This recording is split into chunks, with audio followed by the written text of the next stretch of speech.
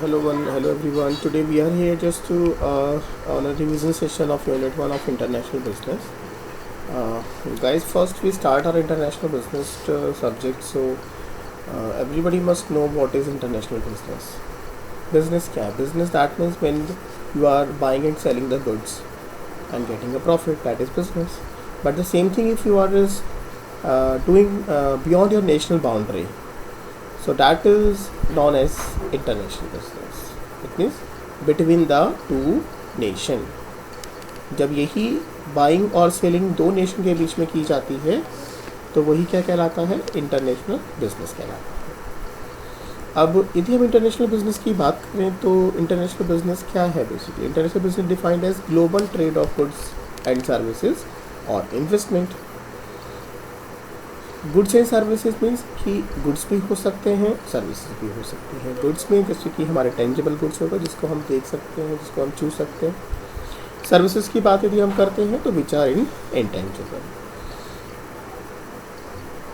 International business की हम यदि बात करते हैं तो नेशनल बाउंड्री क्रॉस जब हम करते हैं तो यही जो बाइंग और सेलिंग वर्ड हमने यूज़ किया, इसी वर्ड को हम यूज़ करते हैं इम्पोर्ट एंड एक्सपोर्ट। इम्पोर्ट किसके लिए यूज़ करते हैं? When you are buying the goods. और एक्सपोर्ट किसके लिए यूज़ करते हैं? When you are selling the goods, right? So but on exchanging process, it just like exchange process, exchanging between the one country to another country. International जैसे word ही आप देख रहे हैं, इंटर मतलब बिटवीन और नेशन मतलब दो देशों के बीच में। तो ये क्या कहलाया? आपका इंटरनेशनल बिजनेस कहलाया। फ्री ट्रेड भी इसमें हम डिस्कस करते हैं। फ्री ट्रेड क्या है? Free trade occurs when government does not attempt to influence through quota और ड्यूटीज़। यानी कि जब सरकार क्या कर दे, लिबर्टी प्रोवाइड कर दे दो कंट्रीज़ के बीच में प्रोडक्ट को इंपोर्ट और एक्सपोर्ट करने के लिए, that is known as free trade. जो कोटा लिमिट्स और ड्यूटीज़ है उसको क्या कर दे, इन्फ्लुएंस उसको गवर्नमेंट अपने हाथ में ले, अपने अकॉर्डिंगली उसको क्या करे, इम्पोज करे।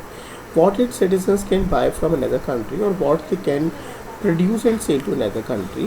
The benefits of trade allow a country to specialize in the manufacture and export of products that can be produced most efficiently in that country, right? So this is particularly known as international trade. I think it is more clear. यदि हम nature की बात करें, international trade का nature किस तरह की है? सबसे पहले एक्यूरेट इन्फॉर्मेशन। इससे हमें क्या मिलती है? एक्यूरेट इन्फॉर्मेशन मिल जाती है एक कंट्री की दूसरी कंट्री को। Information not only accurate but should be timely. Timely information होनी चाहिए। भाई एक टाइम निकल जाने के बाद जैसे मार्केट की हम बात करते हैं तो प्राइजेस में चेंजेस आ जाता है, तो according to time the different things and different prices, different strategies are used by the marketers. So on time it should be there.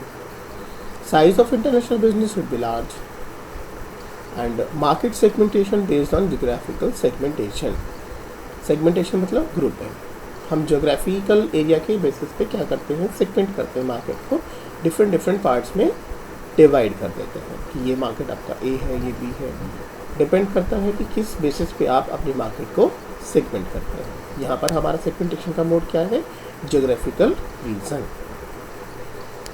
International market have more potential than domestic market. Potentiality मतलब possibility, यहाँ पर possibility ज़्यादा होती है domestic market compare में, because the size of the market is going to be large. Still you are making the transactions within your country, but now you are crossing the national boundary, you are moving into another country. So what is this? That means potentiality, possibility of trade, potentiality of buying and selling is going to be enlarged. That is again the one good feature of international business. अब हम scope की बात करते हैं।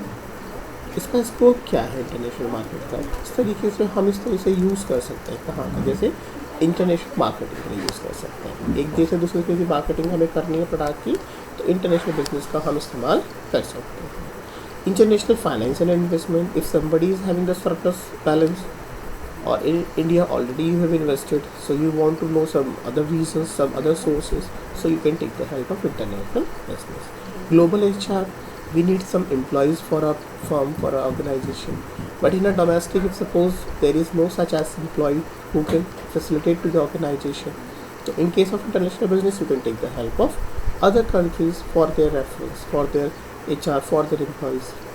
And foreign exchange. Foreign exchange एक country से दूसरी country में गुड्स को exchange करना, just like a barter system.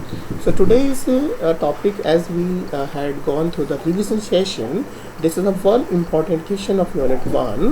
The question is, what do you mean by international business? Explain its nature and scope. In this point we have covered 5 nature of the international business and 4 of scope of the international business. So please go through this lecture. Thank you so much.